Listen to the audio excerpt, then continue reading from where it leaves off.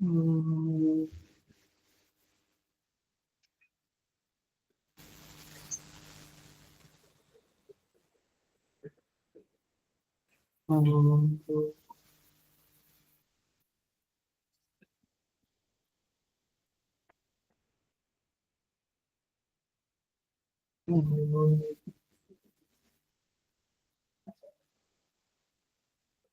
हम्म, सहनावतु सहनं भुनक्तु सह वीर्यं करवावहै तेजस्विनावधीतमस्तु मा विद्विषावहै। ओम शांति शांति शांति। समस्त जन कल्याणे निरतं करुणामय नमामि चिन्मयं देवं सद्गुरुं ब्रह्मविद्वरम्। Hari Om. I welcome you all with great love and great respect in this Taittiriya Upanishad discourses. So we chant the Shanti mantras of Upanishad. Om Shanno Mitra Sham Varunaha Shanno Bhavatvaryama Shanna Indro Bruhaspatihi Shanno Vishnu Rurukramaha Namo Brahmane Namaste Vayo Tvameva Pratyaksam Brahmasi Tvameva Pratyaksam Brahma Vadishyami Ritam Vadishyami Satyam Vadishyami Tanmamavatu तद्वक्तारमवतु अवतु माम् अवतु वक्तारम्। ओम शांति शांति शांति।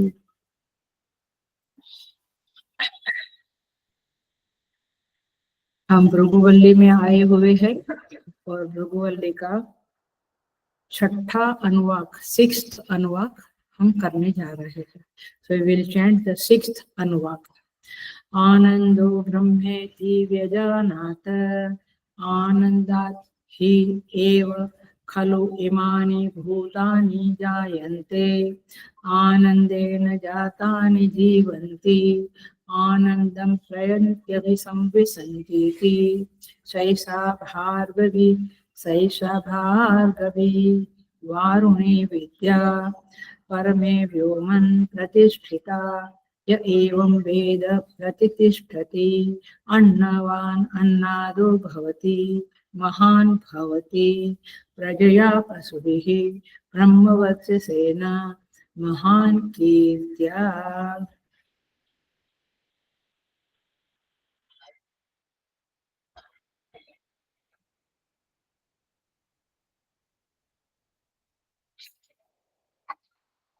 सो भृगुवल्ली तैत्तरीय उपनिषद भृगुवल्ली छठा अनुवाक, sixth अनुवाक। हम translation करते हैं और फिर उसके ऊपर डिस्कोर्स करेंगे। प्रथम अनुवाक हम जरा सा रेफर करते हैं क्योंकि कुछ दिन बीत गए हैं। सो हम पांचों अनुवाक को 1-2 मिनट में रेफर करेंगे। प्रथम अनुवाक क्या था? भृगु अपने पिता वरुण के पास जाकर ब्रह्म विद्या के विषय में प्रश्न करते हैं और वरुण उन्हें ब्रह्म का उपदेश करते हैं। ये पहला अनुवाक था। सेकंड अनुवाक में, प्रथम अनुवाक में वरुण जो उनके पिता है वे कहते हैं कि तुम तपसा ब्रह्म विजिज्ञासस्व। ये मुख्य वाक्य है, तपसा ब्रह्म विजिज्ञासस्व। माने क्या? तप के द्वारा ब्रह्म को जानो। तो भृगु तप करने निकले। तप करके जब आए तो उन्होंने क्या कहा? अन्नम ब्रह्मेति व्यजानात। अन्न ही ब्रह्म है ऐसा मैंने जाना। क्योंकि ब्रह्म के बारे में पूछा था तो अन्न ही ब्रह्म है ऐसा जाना। फिर भृगु ने उन्हें वापस कहा कि तुम तप करने जाओ, तपसा ब्रह्म विजिज्ञासस्व। तो वो समझ गए भृगु कि मेरा आंसर ठीक नहीं है, वापस तप करने गए। और फिर क्या कंक्लूजन आया? प्राणो ब्रह्मेति व्यजानात, प्राण ही ब्रह्म है ऐसा हमने जाना। वरुण फिर भी वही वाक्य बोले, तपसा ब्रह्म विजिज्ञासस्व, तप के द्वारा ब्रह्म को जानो। फिर वापस गया, तप किया, फिर कंक्लूजन लेके आया, मनो ब्रह्मेति व्यजानात, मन ही ब्रह्म है ऐसा हमने जाना। वरुण फिर भी संतुष्ट नहीं हुए, उन्होंने फिर से कहा, तपसा ब्रह्म विजिज्ञासस्व। फिर भृगु गए, फिर आए और कंक्लूजन दिया, विज्ञानम ब्रह्म इति व्यजानात, विज्ञान ही ब्रह्म है ऐसा हमने जाना। फिर भी वरुण संतुष्ट नहीं थे, उन्होंने फिर से कहा, वापस जाओ, तपसा ब्रह्म विजिज्ञासस्व।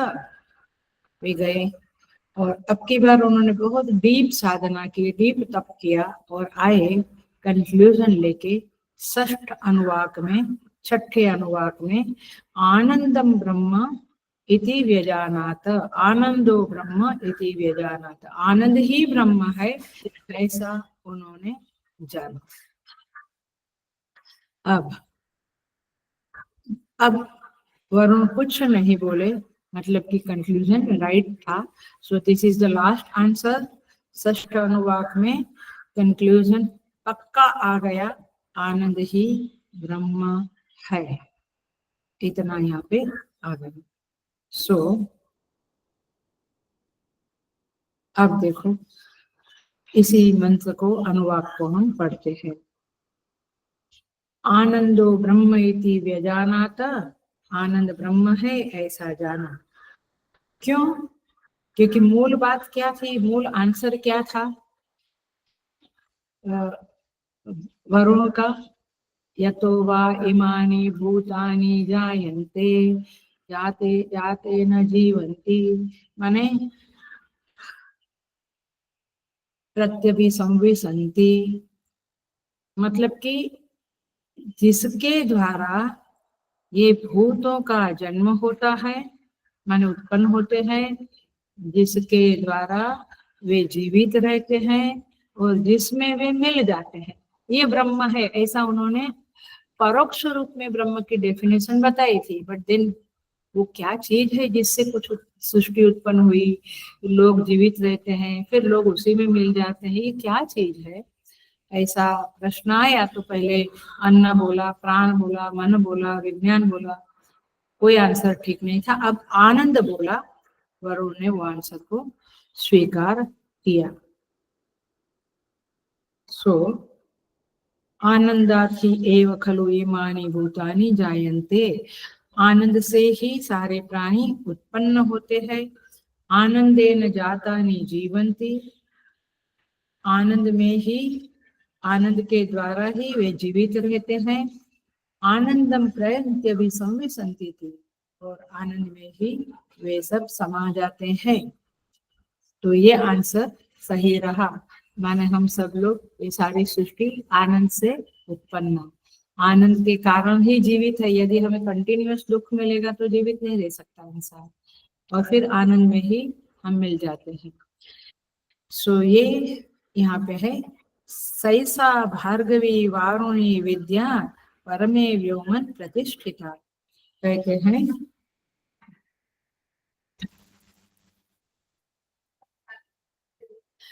हैं सा ऐसा, यह वह यह भार्गवी वारुणी विद्या है और परमे व्योमन प्रतिष्ठिता, मतलब कि यह भृगु की जानी हुई और वरुण की उपदेश की हुई विद्या परम आकाश में स्थित होती है। कौन से परम आकाश कहाँ है? ये तो बाहर का भूताकाश है, परम आकाश कहाँ है? हृदय में। हृदय में, उस हृदय गुहा में, परम आकाश में वह विद्या स्थित है, अथवा वह आनंद, अथवा वह ब्रह्म स्थित है। स य एवं वेद प्रतिष्ठति, जो ऐसा जानता है वह ब्रह्म में स्थित हो जाता है। अन्नवान अन्नादो भवति, अब फल क्या है? अन्नवान होता है जो इस तरह से आनंद को ढूंढ लेता है, उस परमाकाश में स्थित ब्रह्म को ढूंढ लेता है, वह अन्नवान होता है। और अन्नादो माने अन्न का भोक्ता, अन्न अदति माने खाना, तो अन्न का भोक्ता हो जाता है। महान भवति, वो महान हो जाता है। कौन? जो ब्रह्म को पा लेता है। प्रजया पशुभिः ब्रह्मवर्चसेन महान कीर्त्या, वह प्रजा पशु ब्रह्म तेज के कारण महान होता है और कीर्ति के कारण भी महान होता है। इस तरह से यहाँ पे ये बात बताई। मैंने ये छठा अनुवाद आनंदम ब्रह्म व्यजानाति ऐसा कहने वाला है। हम देखते हैं।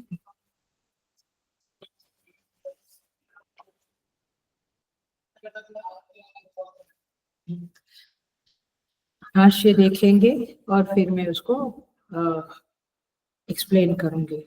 भाष्य देखिए, षष्ठ अनुवाद का भाष्य।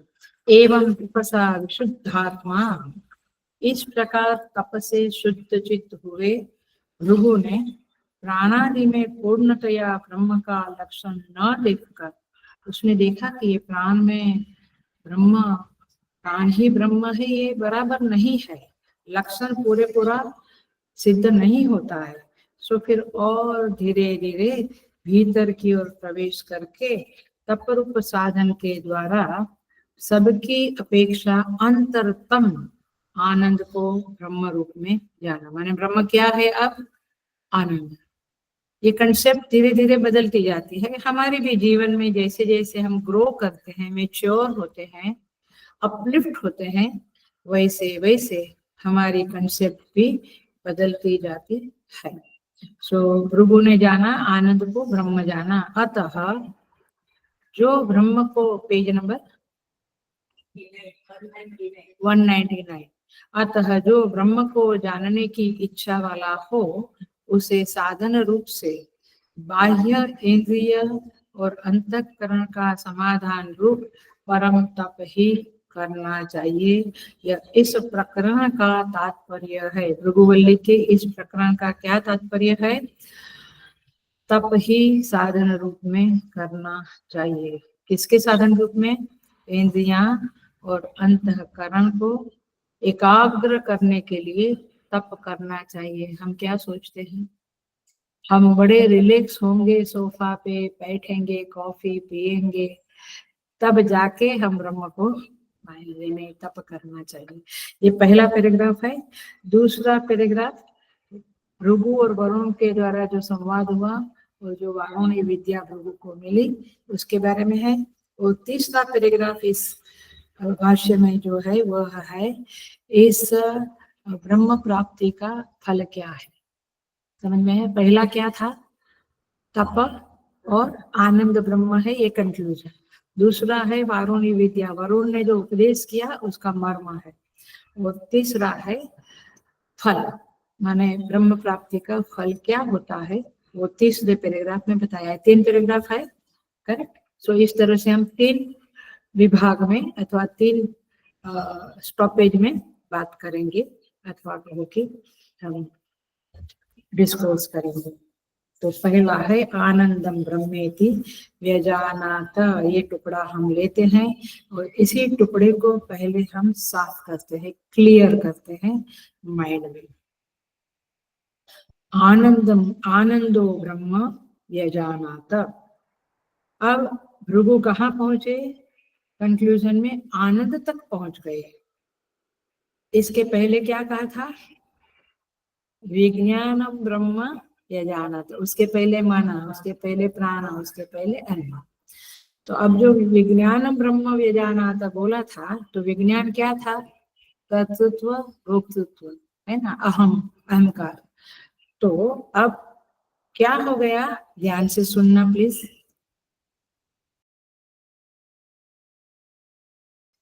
Yes sir. तो यहाँ पे ध्यान से सुनना। आनंदो ब्रह्म व्यजानाति, तो जो कर्तृत्व भोक्तृत्व ही माने विज्ञान ही ब्रह्म है ऐसा कहा था, और अब आनंद पे पहुंच गया। इसका मतलब क्या हुआ? कर्तृत्व भोक्तृत्व मिथ्या हो गया, है ना। पहले वो फाइनल किया था, अब ब्रह्म तो सत्य है, तो अब क्या कहा? आनंदम ब्रह्म, आनंद ही जो निर्विशेष आनंद है। मैं समझाऊंगी क्योंकि कंफ्यूजन आ सकता है। तो निर्विशेष आनंद ही ब्रह्म है, ये कंक्लूड किया। लेकिन पहले क्या किया था? विज्ञान ब्रह्म ये जाना। तो विज्ञान माने कर्तृत्व भोक्तृत्व, तो अब कर्तृत्व भोक्तृत्व मिथ्या हो गया, विध्वंस हो गया, विलग हो गया। विलग माने समझते हैं ना, अलग हो गया। पहले वो और ब्रह्म एक थे, है? अभी जो अस्तित्व कर्ता भोक्ता के रूप में मालूम पड़ा था, वो अस्तित्व कर्तृत्व भोक्तृत्व विलग हो गया, और वह अस्तित्व आनंद है ऐसा महसूस हुआ। अभी मुझे क्या लगता है? मैं मूर्ख हूँ, मैं बुद्धिमान, मैं सुखी, मैं दुखी, माने हम अपने को मन के साथ तादात्म्य करके बोलते हैं, करेक्ट? राइट। लेकिन इसमें क्या कहा? आनंदम ब्रह्म, माने आनंद ही ब्रह्म। सो आनंद चेतना में, मेरे शब्दों को ध्यान से सुनना क्योंकि थोड़े टेक्निकल शब्द है, वेदांत के शब्द है, और उसको मैं लौकिक में बोल ही नहीं सकती हूँ, हम कोई बोल ही नहीं सकते। आनंद चेतना में,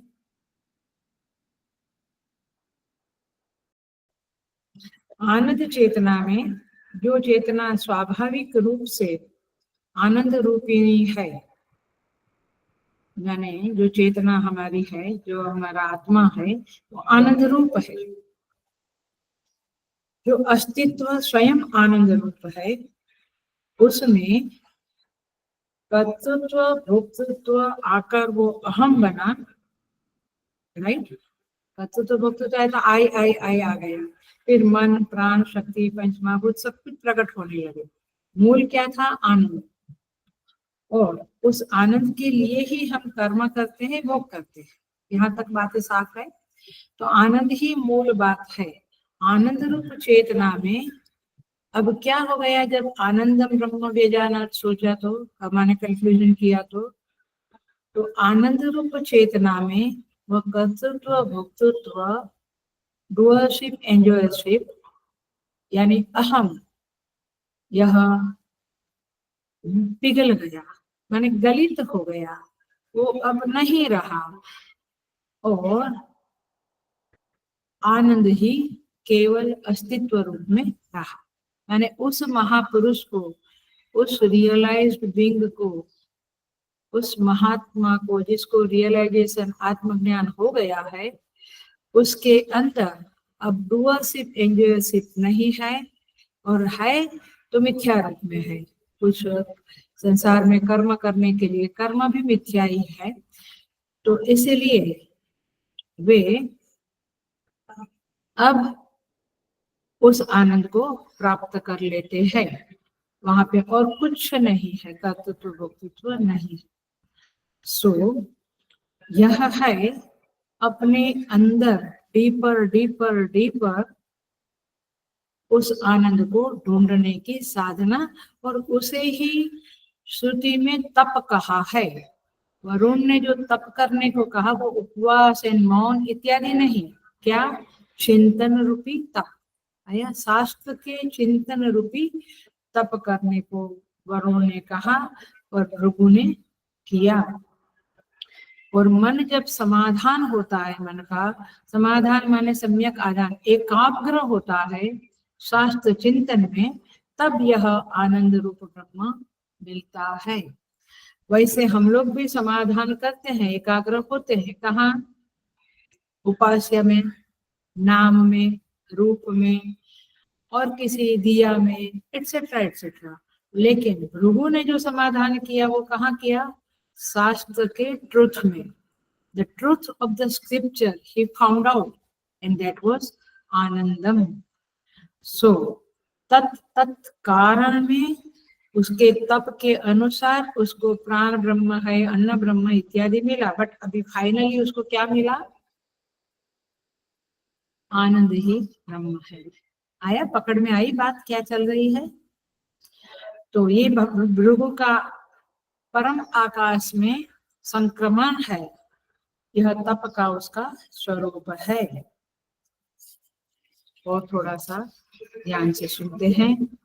सो तप द्वारा भृगु ने आनंद को ब्रह्म के रूप में जाना, और उसको पता चला कि इमानी भूतानी, इसी से, इस आनंद से सृष्टि बनती है, आनंद के द्वारा जीवित रहती है, और आनंद में ही सृष्टि मिल जाती है। सो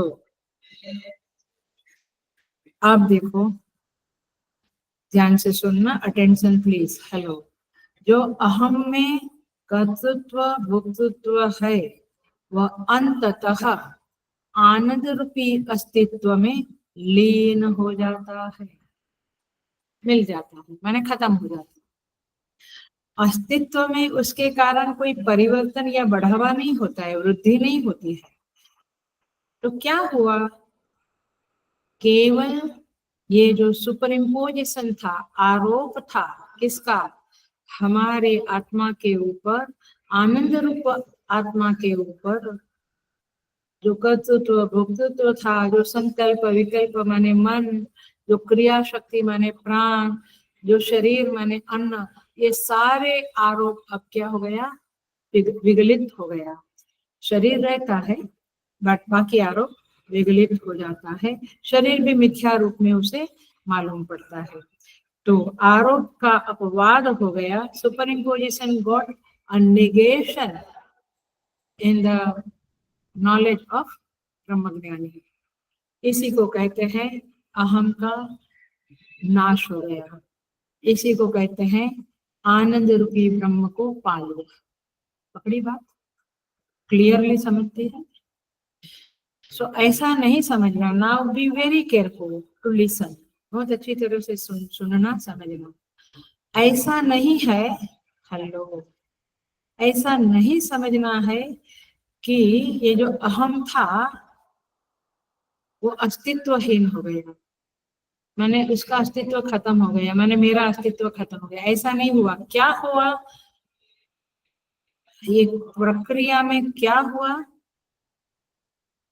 आनंद नाम का जो ब्रह्म है, आनंद ब्रह्म, उसमें यह अस्तित्व लीन हुआ। उसका मतलब है कि अब उसे पता चला कि ये मैं कभी भी अहम था ही नहीं, मैं आनंद रूप ही था।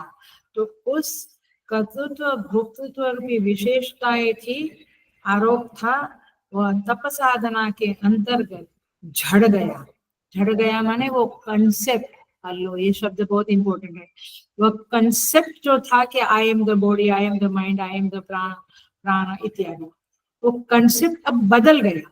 तो कंसेप्ट बदल गया और अब क्या कंसेप्ट आ गया, आनंदम ब्रह्म। तो वो कंसेप्ट मर गया बोलो, झड़ गया बोलो, खत्म हो गया बोलो, जो भी बोलो, बट वो तो मिथ्या था।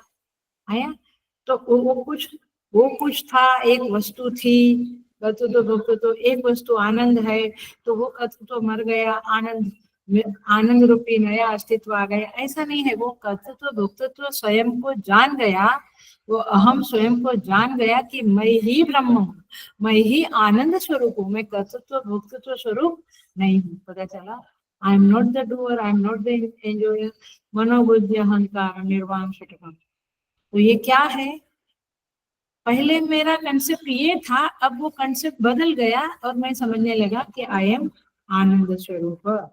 तो आनंद में आत्मा के रूप में अब वही कर्तृत्व भोक्तृत्व उपलब्ध हुआ। आया,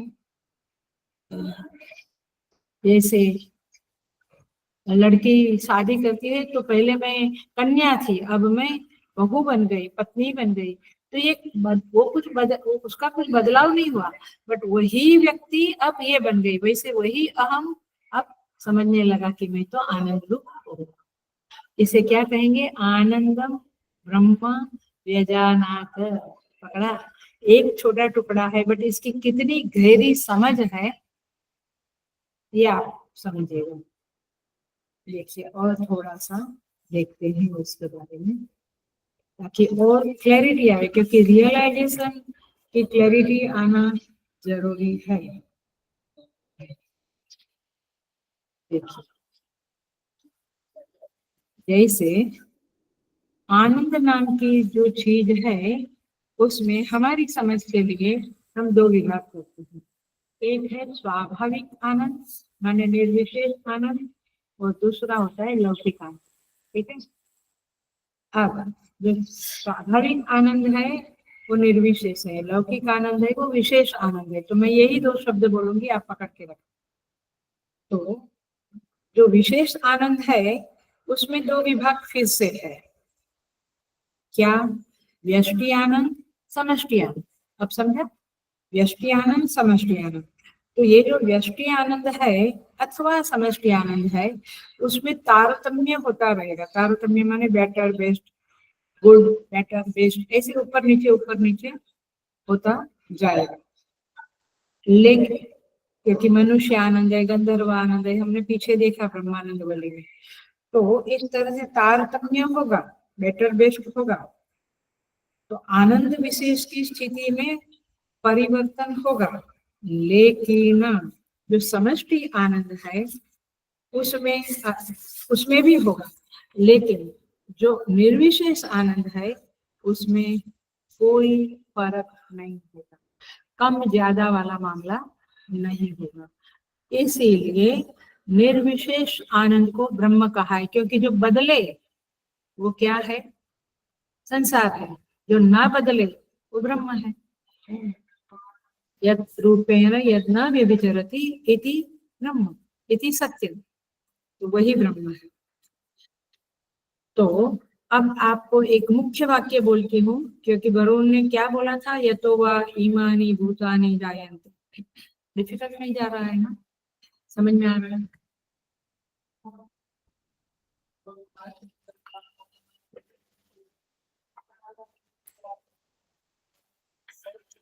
तो विशेष आनंद में बदलाव है, निर्विशेष आनंद में बदलाव नहीं है। तो निर्विशेष आनंद ही जगत का कारण है, क्योंकि जो सत्य है वही जगत का कारण है, ब्रह्म है वही जगत का कारण है। मतलब कि जहाँ फेर बदल नहीं है, परिवर्तनशीलता नहीं है, जो सदा सेम रहता है, एक रस, उसे कहते हैं निर्विशेष आनंद। तो भृगु ने क्या ढूंढा? निर्विशेष आनंद। अब देखो, इसको वेदांत की परिभाषा में, वेदांत के नॉलेज में हम स्पष्ट देख लेते हैं। स्वरूपानंद जो है, निर्विशेष आनंद है, वो बिंब है, और विशेष आनंद प्रतिबिंब है। प्रतिबिंबवाद के सहारे आधार लेकर ये बोल रही हूँ। निर्विशेष आनंद क्या है? बिंब। बिंब समझता है ना हम, और मिरर में जो दिखता है वो प्रतिबिंब, रिफ्लेक्शन एंड ओरिजिन। तो विशेष आनंद क्या है? रिफ्लेक्शन है, क्योंकि according to the media, the mirror के आधार पे प्रतिबिंब छोटा बड़ा, महिला, स्वच्छ, सब कुछ दिखता है। तो मीडिया क्या है? संसार। संसार के आधार पे ये हमारा, हम जो प्रतिबिंब रूप है, वो कम ज्यादा आनंद होता रहता है। निर्विशेष आनंद सेम है, पकड़ में आई? तो प्रतिबिंब जो है वो जगत कारण नहीं हो सकता है, बिंब ही जगत कारण है, माने निर्विशेष आनंद ही जगत का कारण है। उसी से जगत उत्पन्न होता, कारण माने उसका कोज है, तो सृष्टि उसी से उत्पन्न होती, उसी में रहती, उसी में लय हो जाती। अब देखो, एक छोटा सा फर्क देखते हैं हम, शायद सबको ये पिकअप ना हुए, पकड़ में ना आवे, बट जिनको आवे वे आवे, नहीं तो बाकी के लोग मेहनत करना, चिंतन करना। जो व्यष्टि विज्ञान है और जो समष्टि विज्ञान है, तो व्यष्टि विज्ञान क्या है? समष्टि विज्ञान का, समष्टि विज्ञान क्या है? व्यष्टि विज्ञान का स्रोत है, राइट? एक नदी का स्रोत है समुद्र, समुद्र से ही बादल बन के नदी बन के। तो जैसे नदी का स्रोत है, घट का स्रोत, घट का क्या कहेंगे? मिट्टी। ऐसे ये जो हमारी बुद्धि है उसका स्रोत क्या है? समष्टि बुद्धि, माने महतत्व, ईश्वर। इसलिए हेलो, इसलिए भक्ति शास्त्र में कहते हैं ईश्वर से जुड़े रहो। तो क्या होगा? बुद्धि, हमारी बुद्धि में उसका ज्ञान टपकता रहेगा और हमारी बुद्धि ठीक चलेगी। आया? सो समष्टि विज्ञान ही व्यष्टि विज्ञान का स्रोत है। महत उच्चम प्रतिष्ठा ब्रह्मानंद, उसी से विज्ञान में कोश को जीवन यानी स्रोत मिलता है। जिसकी बुद्धि प्रभु से जुड़ी है उसका विज्ञान, उसका ज्ञान बहुत स्पष्ट है, क्लियर है। नहीं तो हम कहते ना, अरे यार कमाल है, कंफ्यूज हो तुम। कंफ्यूज हो मैंने, हमें भी जब कंफ्यूजन लगता है थोड़ा भगवान के पास बैठ जाओ, आपको क्लैरिटी मिल जाएगी, मिलती है। देखा, लेकिन मूल बात पे आती हूँ, आनंद का स्रोत आनंद समष्टि नहीं है। मुझे जो आनंद मिलता है वो समष्टि आनंद से नहीं मिलता है। क्या स्रोत है? ब्रह्म पुच्छ प्रतिष्ठिता। आनंद का स्रोत ब्रह्म है, ज्ञान का स्रोत समष्टि विज्ञान है, संकल्प का स्रोत, हम कहते हैं संकल्प क्लियर नहीं होता है, मैं क्या करूं, ये की वो परमात्मा से जुड़ो, तो संकल्प का स्रोत भी समष्टि संकल्प है। समष्टि संकल्प माने ईश्वर और ब्रह्मा तत्व जोड़ो। लेकिन आनंद का स्रोत क्या है? ब्रह्म है। आनंद विशेष प्रतिबिंब स्थानीय है और निर्विशेष आनंद बिंब स्थानीय है, और इसीलिए आनंद विशेष का कारण निर्विशेष आनंद ही है। जितना प्रभु से जुड़ेंगे उतना हम आनंदित रहेंगे। तो इस तरह से यतो वा इमानी भूतानि जायन्ते, वरुण का जो आंसर था, इनडायरेक्ट आंसर था, उसको भृगु ने ढूंढ निकाला कि हाँ, आनंद ही ब्रह्म होना चाहिए, क्योंकि वहीं से जायन्ते जीवन्ति प्रत्यभि संविशन्ति। तो इसीलिए ऐसा उन्होंने ढूंढ निकाला। अब देखो, अब क्या कहते हैं, आनंदात ही एव खलु, सेकंड लाइन कर रही हूं मैं, आनंदात ही एव खलु इमानी भूतानि जायन्ते, आनंद से सारे भूत उत्पन्न होते हैं। आनंदेन जातानि जीवन्ति, आनंद से सब जीवित रहते हैं। आनंदम प्रयन्ति अभिसंविशन्ति थी, आनंद में ही सब लीन हो जाता है। हम बोलते हैं ना, छूट गए, मतलब क्या, ये दुख रूपी संसार से छूट गए। सो अब यहाँ पे क्वेश्चन तो आएगा कि आनंद से उत्पन्न होता है माने क्या, डील करते हैं। सेकंड वाला अभी लेते हैं, आनंद से ही मनुष्य जीवित रहता है।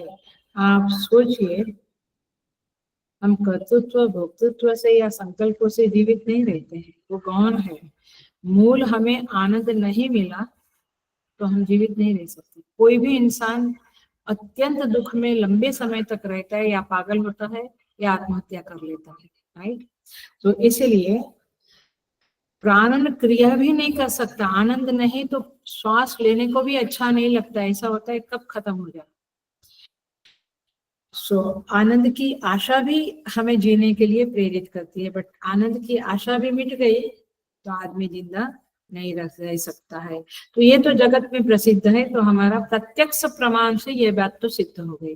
बट आनंदेन जायन्ते, आनंद के द्वारा सृष्टि उत्पन्न हुई, इसका क्या तर्क है, क्या लॉजिक है? क्योंकि ये तो प्रत्यक्ष नहीं है, अपरोक्ष भी नहीं है। सो देखो, ये जो अहम है वो मिथ्या है, और वो कहाँ से उत्पन्न हुआ? आनंद से। फिर अहम के अंदर संकल्प आया, फिर प्राणन क्रिया, क्रिया शक्ति आई, फिर अन्नम शरीरम आया, है ना? आखिर में आनंद सिंधु से ही सब कुछ उत्पन्न हुआ। और देखिए, आनंद में ही अभिसंविशन्ति थी, उस निर्लिप्त चेतना में अहम का लय होता है। मैंने आप ऐसे नहीं सोचना, जो महात्मा है जिसने उस आनंद को पाया तो उनका अहम कहाँ गया? उसी में गया। तो जो अज्ञानी जीवों का अहम उठता है वो कहाँ से उठता होगा? वहीं से उठता होगा, क्योंकि कर्तृत्व भोक्तृत्व विगलित हो गया, खत्म हो गया, तो कहाँ गया? अभी ये बोलना पड़ता है कहाँ गया, वास्तव में कहाँ गया नहीं, वो कंसेप्ट खत्म होके मैं आनंद रूप हूँ ये मालूम पड़ा, पकड़ी बात।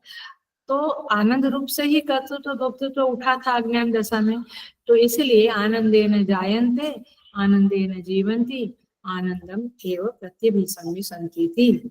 सो इस तरह से ये वेदांत प्रमाण के द्वारा ये बात क्लियर की जा सकती है।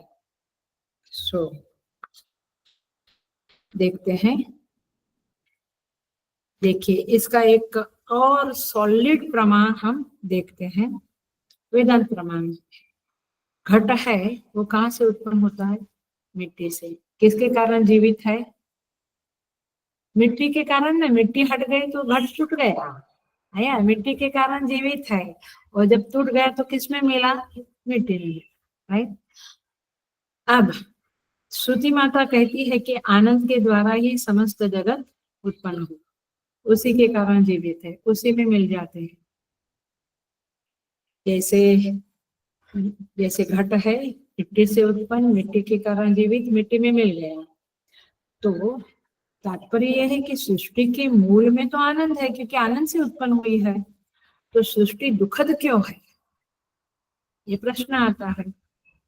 आनंद ही कारण है सृष्टि की उत्पत्ति का, तो सृष्टि तो आनंद रूप होनी चाहिए, उल्लास रूप होनी चाहिए, लेकिन ऐसा दिखता नहीं है। तो क्या अर्थ है, क्यों ऐसा है?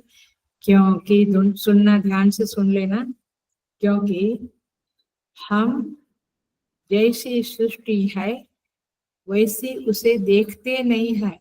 हम सृष्टि के ऊपर अपने मन की सृष्टि का आरोप कर देते हैं। ईश्वर तो माने श्रुति तो कहती है कि सब कुछ ईश्वर रूप है, माने आनंद रूप है, बट हम राग द्वेष करके दुख को उत्पन्न खड़ा कर देते हैं, है ना। तो इसके कारण हमें मूल जो सृष्टि आनंद रूप है वो दिखती नहीं है। सो हमारी बनाई हुई सृष्टि दुखद है, जिसको पकड़ के चिपक के हम जी रहे हैं। हम सृष्टि वास्तव में ईशावास्यम इदगम सर्वम है वो नहीं देखते। सो ऋषि मुनि लोग कहते हैं पश्य देवस्य काव्यम न ममारा न तु जीर्यते। ऋषि कहता है ये सृष्टि देव का, देव माने परमात्मा का काव्य है, कविता है, जो न मरती है न वृद्ध होती है। माने ये संसार जो ओरिजिनल है वो न वृद्ध होता है न मरता है। आप देखो पहाड़, नदी, समुद्र सब कुछ रहता ही रहता है। एतावानस्य महिमा अतो जायागास पुरुषः पुरुषोत्तम। इसकी महिमा अपार है। एतावानस्य महिमा अतो जायागस पुरुष, इसलिए वह परमात्मा श्रेष्ठ है। जायागस, जायसी माने महान, श्रेष्ठ है। सो पता चला आनंदेन, ये सेकंड लाइन मन सकी, क्योंकि अब हम लोग चिन्मय सर का ये पद्धति है कि शब्द मंत्र के एक एक शब्द वाइज हम प्रवचन करते हैं, अथवा कहो कि एक एक लाइन वाइज हम प्रवचन करते हैं। तो आनंद ब्रह्म व्यजानात देखा हमने, अब क्या देखा? आनंदेना जायते जीवंती प्रत्यभिक समेसंति। अब देखो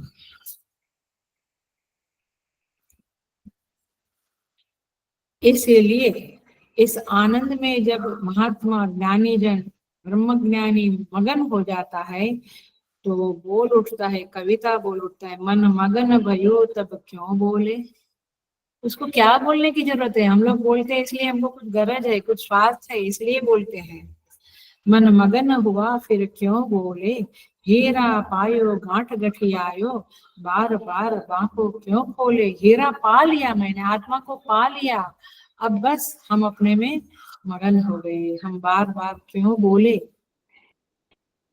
गीता क्या कहती है 3रे अध्याय में 17 नंबर के श्लोक में, यस्त्वात्मरतिरेव स्यात् आत्मतृप्तश्च मानवः आत्मन्येव च संतुष्टः तस्य कार्यं न विद्यते। 3rd chapter.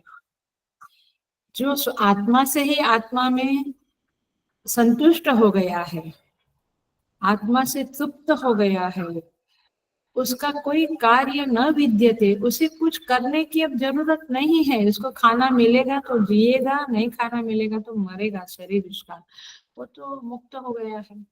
तो ये है आनंद की स्थिति, और इसी को हमें पाना है। इसी को क्या कहेंगे? I want to join with my roots. ये आपके व्हाट्सएप वगैरह में आते रहे ना, आता रहता है ना, connect with the root. Root माने मूल, कारण। तो हम अपने मूल से जुड़ना चाहते हैं, माने आत्मा से जुड़ना चाहते हैं, ये बोलना पड़ता है ऐसा। इसका मतलब है कि हम अपने आत्म ज्ञान को पाना चाहते हैं और हम उस आनंद को अपने स्वरूप में समझना चाहते हैं। सो इस तरह से भृगु ने आनंद को ही ब्रह्म जान लिया और वरुण फिर उसे कुछ बोला नहीं। तो इस तरह से यहाँ पे कहते हैं, भाष्य में देखिए, भाष्य में कहते हैं, अब सेकंड ये आता है पैराग्राफ, जहाँ आप कहते हैं एवं तपसा एव साधनेन अनेन एव, आप सेकंड पैराग्राफ देखो, अधुना व्याख्यायिका अतो तपस्सुत्य श्रुतिः स्वेन वचनेन आख्यायिका निर्वर्त्यर्थम अर्थम आचष्टे। देखिए अब कहते हैं आख्यायिका से निवृत्त होकर, सेकंड पैराग्राफ पेज नंबर 199 से, अपने ही वाक्य से आख्यायिका से निष्पन्न होने वाला अर्थ बतलाती है। ये कौन सा टुकड़ा है मंत्र का? तैसा भार्गवी वारुणी विद्या परमे व्योमन प्रतिष्ठिता स एवं वेद प्रतिष्ठति। इतने टुकड़े को भगवान भाष्यकार ने सेकंड पैराग्राफ में बताया है, जो मैं पढ़ती हूँ, फिर हम समझेंगे। सो अन्नमय आत्मा से प्रारंभ हुई यह भार्गवी माने भृगु की जानी हुई विद्या परमाकाश में हृदयाकाश स्थित गुहा के भीतर अद्वैत परमानंद में प्रतिष्ठित है। यो वेद निहितम गुहायाम परमे व्योमन ब्रह्मानंद वल्ली। अर्थात इसका पर्यवसन यहाँ पर होता है। भगवान भाष्यकार ने कहा प्रतिष्ठिता का अर्थ, भाष्यकार बोलते हैं परिसमाप्ता अन्नमया आत्मनः अधिप्रवृत्ता, अर्थात वही इसका पर्यवसान होता है। इस प्रकार परिसमाप्त होता है, मैंने अब कुछ करने की जरूरत नहीं है, हमारे सारे प्रयत्न, सारा तप, सारी साधना का समापन हो गया, अब कुछ नहीं करना है। इतनी अच्छी स्थिति होगी वो, बट वो स्थिति को पाने के लिए बहुत कुछ करना पड़ता है। सो इस प्रकार जो कोई दूसरा पुरुष भी इस क्रम से तपरूप साधन के द्वारा क्रमशः अनुप्रवेश करके आनंद को ब्रह्म रूप से जानता है, वह इस प्रकार विद्या में स्थिति लाभ करने से आनंद तथा परब्रह्म में स्थिति प्राप्त करता है, यानी ब्रह्म हो जाता है। अब देखो, भार्गव को प्राप्त हुई, वरुण ने उपदेश किया। ये जो है वो सारी साधना, सारा तप अन्नमय से लेके आनंदमय तक की यात्रा है, ठीक है। और ये यात्रा कहाँ घटी? रामेश्वर से नहीं ना, ये कहाँ घटी? कंसेप्ट में, मान्यता में घटी। हमारी जो समझ थी वो समझ बदलते बदलते मोर मोर मैच्योर बनती गई, तो कंसेप्ट में, मान्यता में घटी।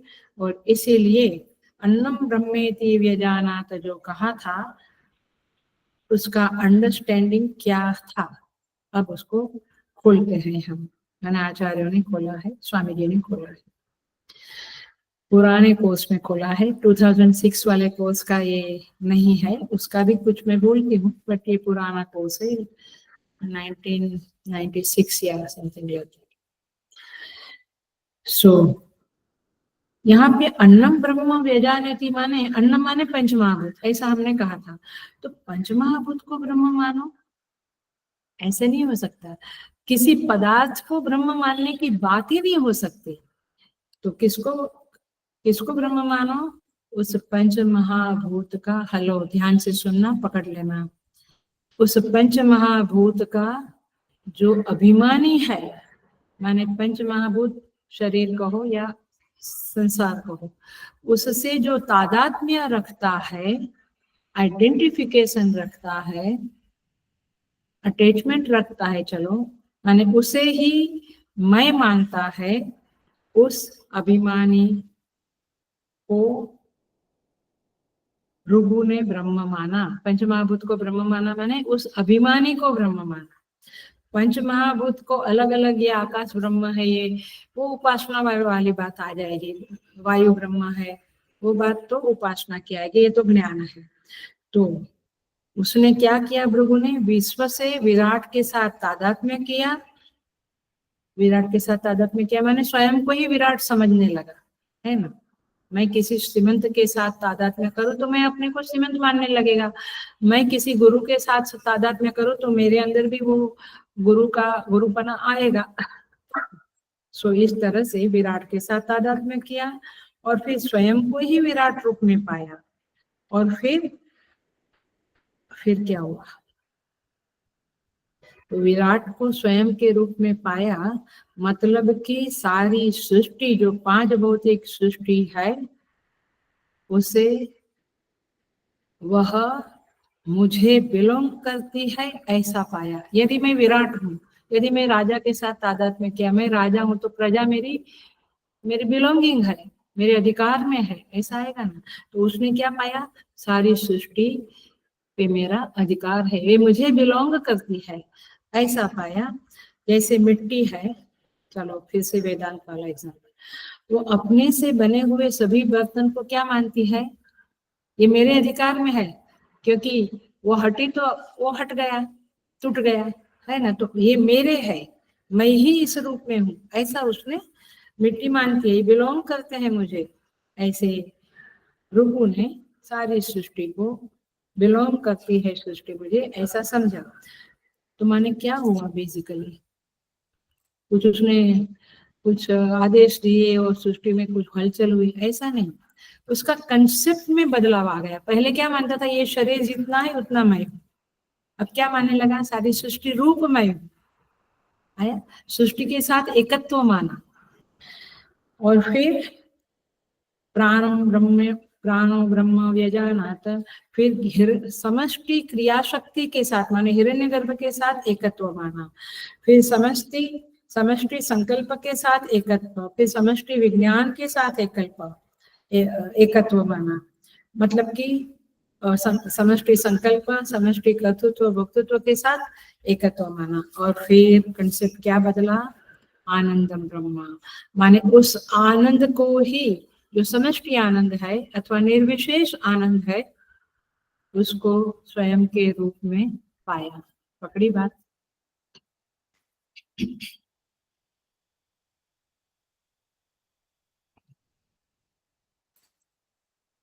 सो आध्यात्मिक जीवन यात्रा में गति क्या है, कैसे समझेगा, मेरी समझ कैसे बदलती है, कंसेप्ट में जो परिवर्तन आता है, कहो कि उत्थान होता है, वो है आध्यात्मिक यात्रा, नहीं तो भटकन ही है।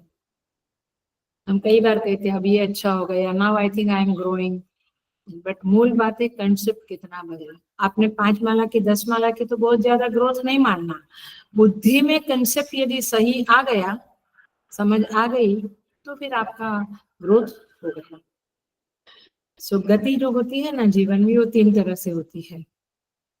एक तो शरीर गति करता है, किस में गति करता है, शरीर गति गति गति किस में, देश में, माने स्थान में गति करता है ना, तुम्हारे घर से तुम इधर आए तो देश में गति करता है, और काल में गति करता है, काल में तो एवरी मोमेंट गति करता है शरीर।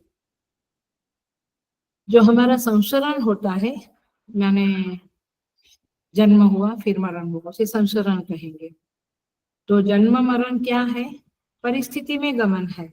अभी मनुष्य योनि में आए, फिर कल पशु योनि में गए, तो वो संसरण क्या है, परिस्थितियों में है। और आध्यात्मिक यात्रा कहाँ होती है, कंसेप्ट में है, शरीर देश काल में, संसरण परिस्थिति में, और आध्यात्मिक यात्रा ये कंसेप्ट में होती है। तो इस तरह से ये बातें समझ में आ जावे तो बहुत अच्छा है। इसीलिए जब मैं बड़ा बन जाता हूँ, वो बड़ी बात नहीं है। जब मैं कंसेप्ट को तोड़ देता हूँ, गलत कंसेप्ट को छोड़ देता हूँ, तोड़ देता हूँ, और सही संकल्प सही कंसेप्ट मेरे अंदर आता है, तो ग्रोथ है मेरी। समझ में आया। ये 2 कपड़ा कहीं से मिल गया तो मैं अभी थोड़ा रिच बन गया, ये सब फालतू की बात है। सो देखियो, इसको मैं और एक तरह से समझाती हूँ। जैसे आकाश के साथ, संपूर्ण आकाश के साथ एक होना है, तो मुझे बड़ा बड़ा बड़ा बड़ा घर लेने से होएगा क्या? क्या करने से होगा? मेरा छोटा है, बड़ा है, जो भी कर, उसकी चार दीवारी तोड़ दी तो मैं आकाश से एक हो गया। घर कितना बड़ा ले, लेकिन हमारी समझ क्या है, हम जितने बड़े बनेंगे उतने हम शायद आगे बढ़ रहे हैं। वो तुम्हारी कंसेप्ट में तुम आगे बढ़ रहे हो, वो बात ठीक है, लेकिन वास्तव में नहीं। शास्त्र की दृष्टि से तुम्हारी ये भटकन है और कुछ नहीं। अहमदाबाद में पहला प्रवचन स्वामी जी का यही था, जो मुझे बिल्कुल टच कर गया। उसके बाद हम दीवाने बन गए उनके प्रवचन पे। सो ये बहुत जबरदस्त बात है, समझ में आ रहा है। हम जीवन में 2 के 4 कपड़े, 2 गाड़ी के 4 गाड़ी, 2 बंगलों के 4 बंगलों, माने हम ऐसे बड़े होना चाहते हैं। लेकिन स्वामी जी ने समझा दिया था कि कितने बड़े होंगे आप, सारी सृष्टि तो बिलोंग नहीं करेगी आपको। आप चार दीवारी को तोड़ दो तो आप आकाश से एक हो जाते हैं। वैसे उस ब्रह्म से एक होने में ही बड़प्पन है, बाकी सब बड़प्पन में ठीक है, दुनिया की दृष्टि से ठीक है। सो पॉइंट ये कि, कंक्लूजिंग वाक्य बोलती हूँ, पॉइंट ये है कि दायरा बढ़ाने से असीमता की प्राप्ति नहीं होती है, बाउंड्री तोड़ने से असीमता की प्राप्ति होती है। कितना बढ़िया वाक्य है ना, ये मुझे उस दिन से याद है, शायद 20-25 साल बीत गया, उस दिन से याद है जब ये बातें कही गई थी। तब मुझे लगा शास्त्र तो जानना ही चाहिए और हृदय से लगा के रखना ही चाहिए, क्योंकि हम देखते हैं कि बड़ी दायरा बड़ा बनाने वाले भी दुखी ही रहते हैं, शायद कभी कभी छोटे दायरे वाले सुखी रहते हैं।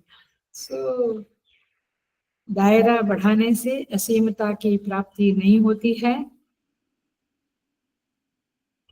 चार दीवारी तोड़ने से, बाउंड्री तोड़ने से असीमता की प्राप्ति होती है। इसीलिए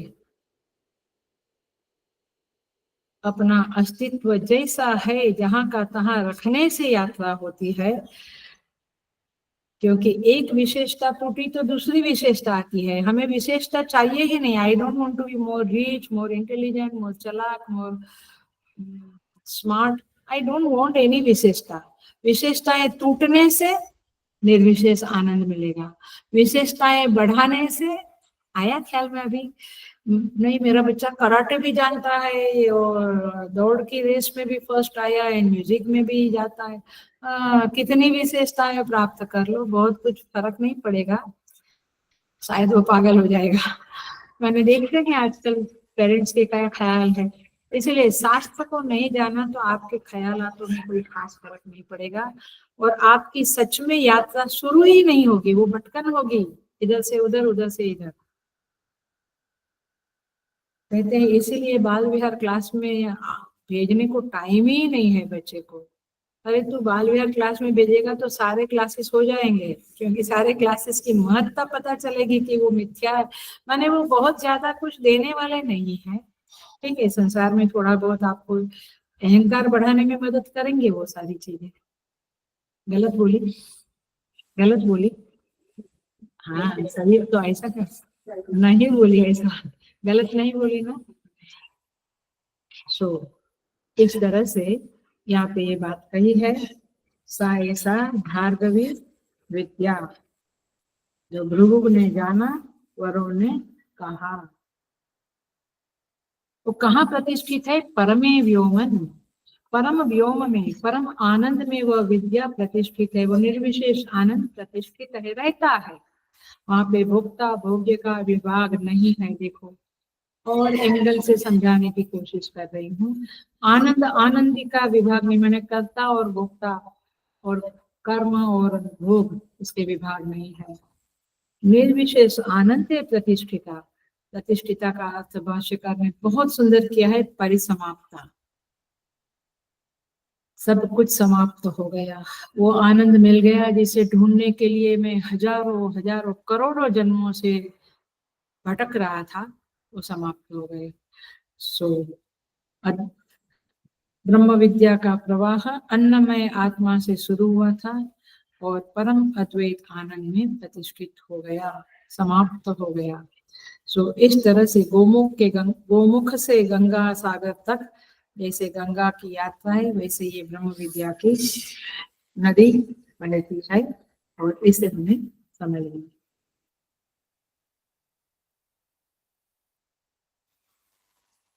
आप देखो आगे का वाक्य है, फल दिखाते हैं, लेकिन यहाँ पे हम देखते हैं फल क्या है। मैंने पाया कैसे भृगु ने तपसा ब्रह्म जिज्ञासा। तो ये नहीं पूछना, नहीं भूलना है। तप माने अपने गलत मान्यताओं को, अपनी गलत मान्यताओं को शास्त्र के गुरु के सहारे सही मान्यता बनाना, यही तप है। मैंने आप प्रवचन सुन रहे हो, ये तप है। मैं प्रवचन कर रही हूँ, ये तप है क्या? तो यहाँ पे इस तरह से तप करना है और आधान करना है, मन को एकाग्र करके तप करना है। अब यही तप रूपी साधन से भृगु आनंद ब्रह्म में पहुंचा, तो हम भी पहुंच सकते हैं, ऐसा स्तुति माता कहना चाहती है। अब स्तुति माता फल बताती है। क्या फल है? लास्ट 2 लाइन देखो मंत्र की। अन्नवान अन्नादो भवति, माने वह व्यक्ति जो निर्विशेष आनंद को पाता है, मैंने अपनी भाषा में रियलाइज बिंग होता है, वो अन्नवान होता है, माने वो वैभववान होता है। अन्नादो भवति माने वह अन्न का भोक्ता, माने इतने सारे वैभव को भोगता है, अंदर से नहीं भोगता है, क्योंकि उसको तो बहुत आनंद है, बट उसको प्राप्त होता है। महान भवति, उसका वो बहुत महान ग्रेट बन जाता है। प्रजया पशुभि ब्रह्मवर्चसेन महान कीर्त्या, उसके पास प्रजा पशु ब्रह्म तेज आ जाता है, और कीर्ति भी उसकी महान होती है, और इन सब के कारण वह महान हो जाता है। देखिए इसको हम थोड़ा सा समझते हैं।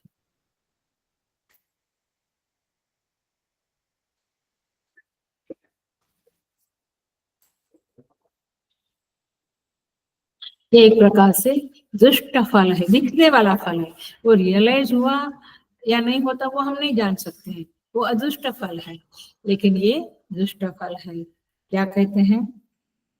बहुत अन्न माने बहुत ऐश्वर्य वैभव प्राप्त होता है उस महात्मा को। देखा है ना हमने, कई महात्मा नित्यानंद बाबा और तपोन जी महाराज जैसे महात्मा सिंपल रहते हैं, बट उनको भी महान कीर्ति, पशु प्रजा ब्रह्म तेज सब कुछ मिलता है। तो मुंडक उपनिषद में बहुत सुंदर कहा है, शायद नेक्स्ट ईयर वो आएगा हमारा क्रम में। क्या कहते हैं, ये बहुत प्रिय है, और इसका अनुभव भी बहुत हुआ है मुझे इस श्लोक में। यम यम लोकम मनसा संविभाति विशुद्ध सत्व कामयते याश्च कामान् तं तं लोकम जयते तांश्च कामान् तस्मात् आत्मज्ञं हि अर्चयेत् भूति कामः। तो लोग कहते हैं हमें गुरु की जरूरत नहीं है, हम गुरु से कुछ सुनना कुछ सीखना नहीं चाहते, हम अपने आप पढ़ के और गूगल से और यूट्यूब से सीख लेंगे। सीखो, क्योंकि यहाँ पे क्या कहते हैं मुंडक में, कहते हैं यम यम लोकम मनसा समीभाति, माने ये व्यक्ति जिस जिस लोक की कामना करते, मुझे स्वर्ग में जाना है, मुझे ब्रह्मलोक जाना है, अथवा मुझे इस सृष्टि में गुरुकुल में रहना है, ये आश्रम में सेवा करनी, आप जो जो चाहते हैं, विशुद्ध सत्व कामयते याश्च कामन, ऐसा शुद्ध अंतःकरण वाला शिष्य अथवा साधक अथवा व्यक्ति जिस जिस कामना को चाहता है, तम तम लोकम जयते तांश्च कामान, उस लोक की मानो स्थान की प्राप्ति होती है, उस कामनाएं फलीभूत होती है। आप कहते मेरे बेटे को ये होना, फॉरेन जाना, ये गोल्ड मेडलिस्ट होना, जो भी आप जो भी चाहते हैं वो पूरा होता है। किसका? तस्मात् आत्मज्ञम ही आश्रिय भूति कामः। भूति काम माने संसार का जो वैभव है, संसार का जो यश है, धन है, उसकी चाहना करने वालों को तस्मात् इसीलिए आत्मज्ञम ही अचेत, महात्मा की अर्चना पूजा सेवा करनी चाहिए। जैसे हम लोग चिन्मयानंद जी महाराज की, तपोन जी महाराज की सेवा में जीवन दे दिया है, सो आत्मज्ञम ही अर्चयेत भूति कामः। तो जब हम, ये विद्यार्थी को भी करना चाहिए, विरक्त को भी करना चाहिए, संसारी को भी करना चाहिए, जब हम उनका माने जीवन में एक गुरु बना लेते हैं, उनकी सेवा पूजा अर्चना, उनके आज्ञा का आदेश को मानना, ये सब जीवन में करने लगते हैं, तो फिर हमारा जीवन बदलता है और हमें लाभ भी बहुत होता है, बहुत लाभ होता है। सो इस तरह से यहाँ पे ये स्तुति है, ये बाहरी फल है, और वह व्यक्ति अन्नवान माने वैभववान होता है, वो महात्मा, और उनको पूजने से भजने से हम भी अन्नवान हो जाते हैं, हमारा भी वैभव आने लगता है। यह देखी हुई जानी हुई बात है। आप जितनी भी संस्थाएं देख लो, बड़ी बड़ी संस्थाएं, चिन्मय मिशन है, art of living, Isha foundation, जो भी बड़ी बड़ी संस्थाएं हैं, साईं, सत्य साईं का, जहां पर भी देख लो, वहां पे वे तो महान वैभववान है, उनके शिष्य भी वैसे बन जाते हैं। वह अन्नादम, अन्नवान अन्नादो भवति। अन्नाद माने अन्न प्लस अद, अद माने खाना। मैंने क्या कहा है भाष्य में, बहुत सुंदर कहा है, भाष्यकार कहते हैं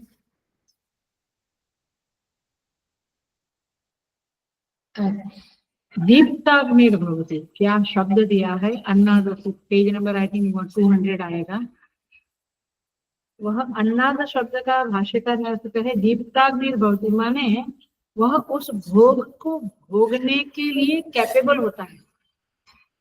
पैसा बहुत है, अन्न के भंडार भरे है, लेकिन शुगर है, बीपी, कोलेस्ट्रॉल, कुछ भोग नहीं सकता है। बट दीप्ताग्निर्भवति माने उसका अग्नि दीप्त रहता है। इसका तात्पर्य, ये तो एक सिंगल एग्जाम्पल है, बट उसका तात्पर्य है कि वह उन भोगों को भोगने के लिए कैपेबल हो जाता है। नहीं तो भोग को भोगना भी बड़ा कठिन है, हमारा हम कैपेबल नहीं तो भोग चले जाते हैं। इसका अर्थ क्या हुआ, देखो इसका एक कंसेप्ट बहुत जबरदस्त है, समझाते हैं। वो वैभव जो आता है, वो वैभव के लिए आप नहीं है, आपके लिए वैभव है। समझा ये हिंदी भाषा?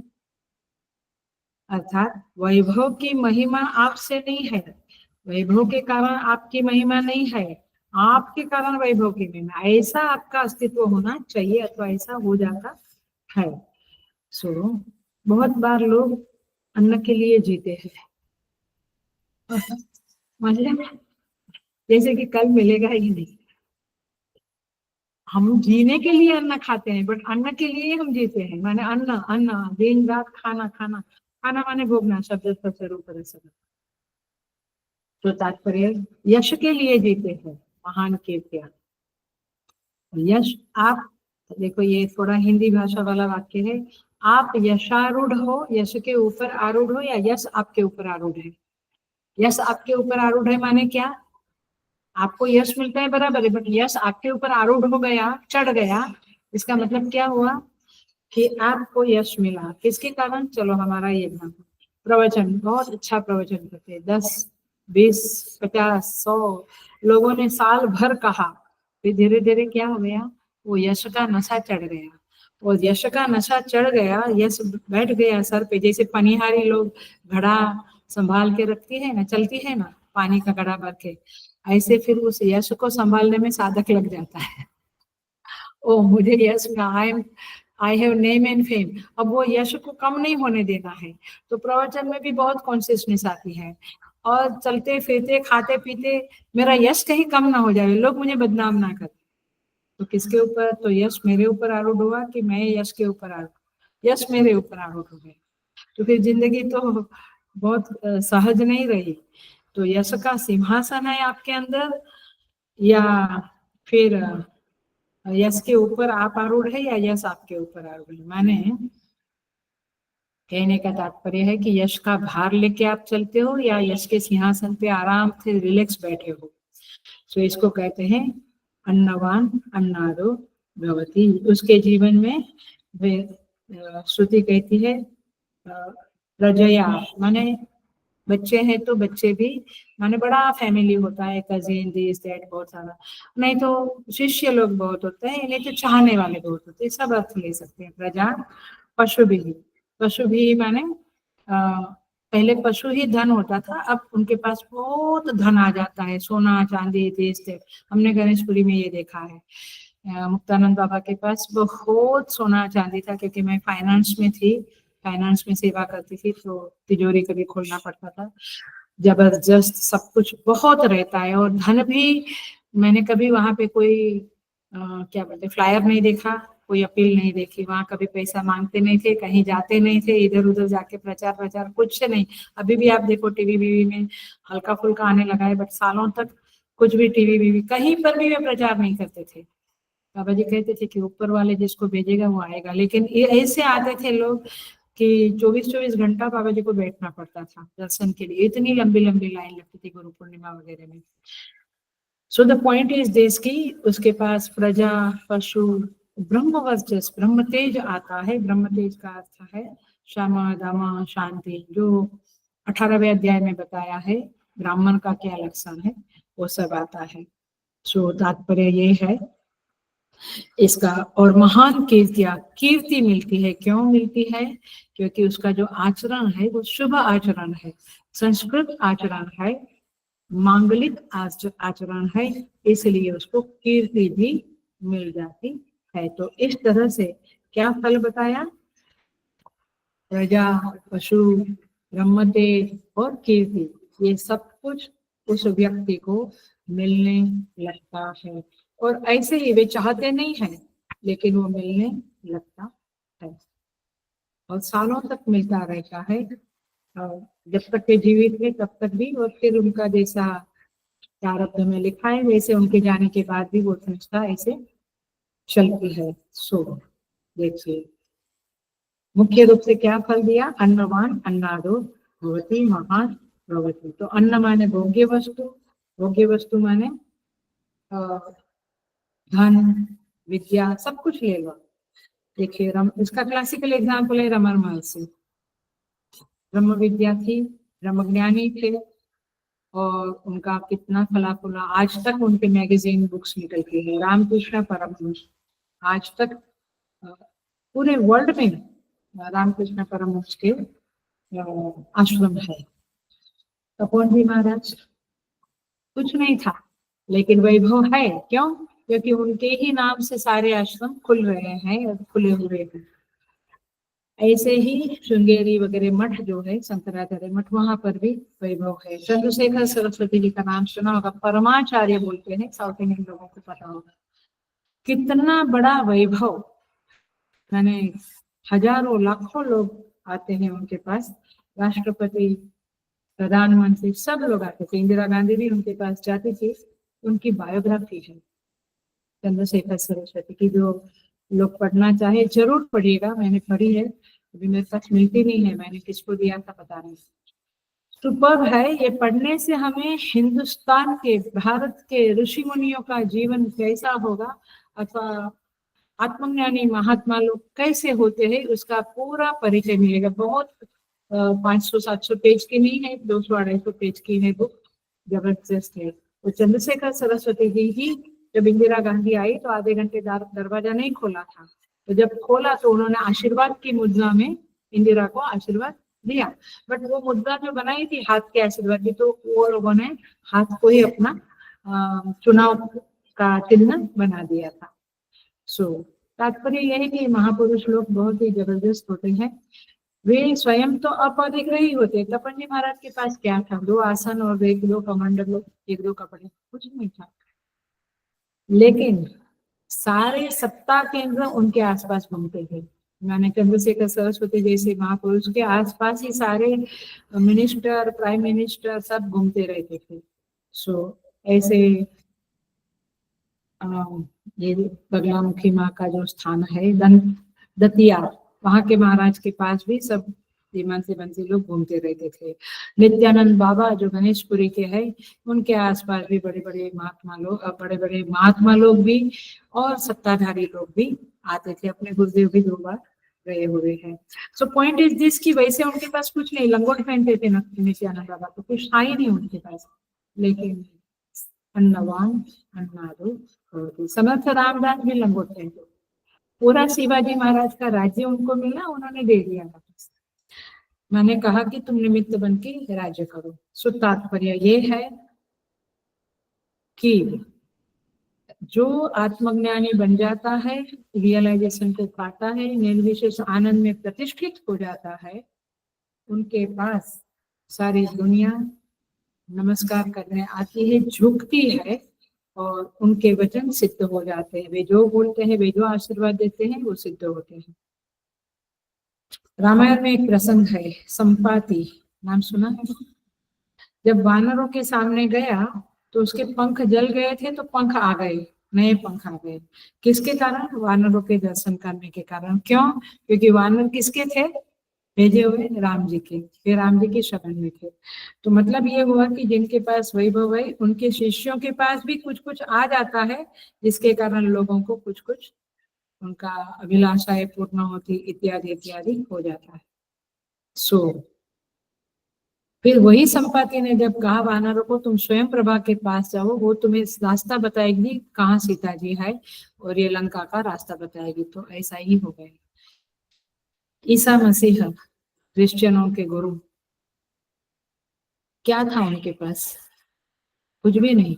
6-7 साल उन्होंने काम किया था और मुश्किल से, और उनको फांसी पर चढ़ा दिया था। लेकिन श्रद्धा के धरातल पे आज सारी दुनिया में कितना बड़ी संख्या में क्रिश्चियन लोग उनकी आराधना करते हैं, उनकी चलती है, मैंने उनका उनका वो वैभव है। तो ये जो स्तुति फल बताया है स्तुति माता ने, वो सही फल बताया है। सो तात्पर्य ये है, वे महान हो जाते हैं, उनके दरवाजे में हाथी घोड़े बंधते हैं। हमारे गणेशपुरी आश्रम में भी मोर देन 100 गाड़ियां, दिस दैट, हाथी, सब कुछ था। तात्पर्य यह है कि उनके पास यूं ही आ जाता है सब कुछ। तो इस तरह से यहाँ पे ये पूरा होता है ये मंत्र। और हम आगे जो है 7, 8 और 9 मंत्र में, एक क्लास में भी हो सकता है, बहुत छोटे छोटे मंत्र है। उपासना बताइए, यहाँ तक क्या बताया था? ज्ञान बताया था। अभी 7, 8, 9 में उपासना बताएंगे। अन्ना, अन्नाद भाव से उपासना है, उसे हम नेक्स्ट क्लास में देखेंगे। इस उपासना के लिए जो व्रत होते हैं, नियम होते हैं, ये सारी बातें बताई जाएगी। और फिर 10वां अनुवाक थोड़ा बड़ा है, इसको देखेंगे। ओम पूर्णमद पूर्णमिदं पूर्णात् पूर्णमुदच्यते पूर्णस्य पूर्णमादाय पूर्णमेवावशिष्यते। ओम शांति शांति शांति। हरि ओम। श्री गुरुभ्यो नमः। हरि ओम। हरि ओम।